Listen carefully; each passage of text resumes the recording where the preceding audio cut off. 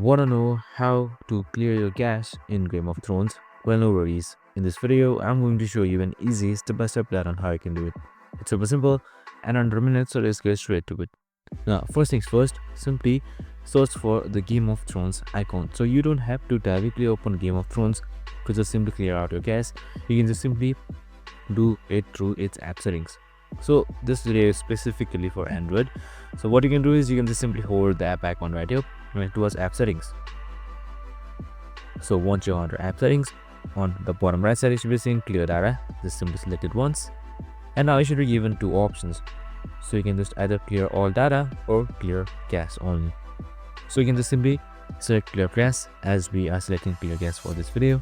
Now a confirmation should be given. Just simply select OK and you should be good to go. And that's it. Super simple and easy.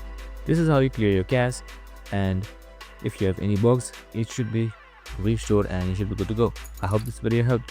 If it did, make sure to like, subscribe and tune in with us for more videos. See you in the next one.